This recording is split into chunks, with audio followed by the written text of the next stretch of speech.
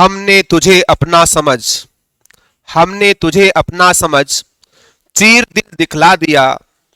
हमने तुझे अपना समझ सब कुछ लिटा दिया। तुम्हारी ही नियत में क्या था सनम कि तूने उस पर खंजर चला दिया। साथियों, आज का प्रश्न है, निम्न में से किस वाक्य के अंतर्गत निजवाचक सर्वनाम का प्रयोग नहीं किया गया है। आपको यह ध्यान रखना है, किस वाक्य में निजवाचक सर्वनाम का प्रयोग नहीं किया गया है। पहले हम बात कर लेते हैं, निज शब्द का अर्थ होता है स्वयं, अर्थात वे सर्वनाम शब्द जब वक्ता खुद के लिए किसी कार्य को करने के दौरान यूज करता है वहां आपका निजवाचक होता है। और निजवाचक सर्वनाम में हिंदी में जो शब्द आते हैं आप, अपने आप, स्वतः, खुद, स्वयं और आपका निज, इन शब्दों का प्रयोग होता है। और इसी निजवाचक को इंग्लिश में कहते हैं आपका रिफ्लेक्सिव प्रोनाउन कहा जाता है। और इंग्लिश के अंदर हिमसेल्फ, हरसेल्फ, माईसेल्फ, योरसेल्फ, अवर सेल्वेज और आपका देम सेल्वेज, इन शब्दों का प्रयोग होता है। पहला वाक्य है, मैं अपना खाना खुद बना लूंगा। ऐसी स्थिति कब बनती है? जब पति पत्नी में झगड़ा हो जाता है और पत्नी हमेशा वो बात कहती है जिससे काम नहीं करना पड़े। तो पति पत्नी में झगड़ा होता है तो पत्नी कहती है कि आज मैं क्या नहीं बनाऊंगी, खाना नहीं बनाऊंगी। अगर किसी पति को नहीं बनाना आता है तो उसे क्या करनी पड़ती है, उसकी खिदमत करनी पड़ती है कि बावली तू नहीं बनासी तो कौन बनासी मारे, है ना, तू ही तुम्हारा लाडा कोडा बहू है। और जिस पति को खाना बनाना आता है तो पत्नी के क्या नहीं करने पड़ते हैं, आपको इतने खिदमत नहीं करनी पड़ती है।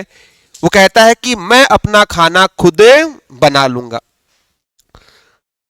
जब व्यक्ति खाना बना लेता है पत्नी को लगता है कि मेरी दाल गलने वाली नहीं है, फिर वो दूसरा बहाना बनाती है कि मुझे तो यहां पे नहीं रहना है, मेरा तो रांड का कर्म फूटिया हा, तेरे जिया को मोल्यो पाती आयो हो, अब मैं यहां नहीं रहूंगी, मैं कहां जाऊंगी, अपने मायके जाऊंगी। पति सोचता है रास्ते में जाएगी कोई छेड़ देगा, है ना, तो वो कहता है मैं तुम्हें अपने आपके मायके छोड़ के आता हूं। लेकिन पत्नी भी कम हटी नहीं होती है, वो कहती है कि प्रियंका अपने मायके स्वयं चली जाएगी, मैं अपने मायके स्वयं चली जाऊंगी। यहां भी मायके स्वयं के द्वारा जा रही है और इंसान खाना अपने आप में खुद बना रहा है। तीसरा, इंसान को ये सारी परेशानी देता कौन है? ये सारी परेशानी इंसान खुद ही मोल लेता है। एक कहावत है ना कि शादी का लड्डू खाए सो पछताए, जो ना खाए सो पछताए।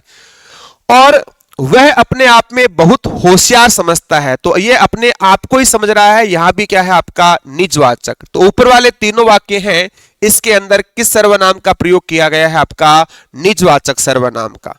चौथा जो ऑप्शन है क्या है? जिधर भी देखता हूं उधर तुम ही तुम नजर आती हो। जिधर भी देखता हूं उधर तुम ही तुम नजर आती हो। इस वाक्य के अंदर कौन सा सर्वनाम है? आपका संबंधवाचक, क्योंकि जहां कनेक्टिव वर्ड्स आते हैं वहां कौन सा सर्वनाम होता है? आपका संबंधवाचक सर्वनाम होता है। निजवाचक के अंदर और भी बहुत सारे वाक्य आते हैं, जैसे आप भला तो जग भला। आप यहां किसके लिए यूज हुआ है? खुद के लिए यूज हुआ है कि आप भला तो जग भला। अपनी अपनी ढपली, अपना अपना राग, यहां भी आपका निजवाचक है। और आपने एक मूवी का डायलॉग सुना होगा कि हमें तो अपनों ने लूटा, गैरों में कहां दम था। हमें तो अपनों ने लूटा, गैरों में कहां दम था। किश्ती भी डूबी वहां जहां पानी कम था।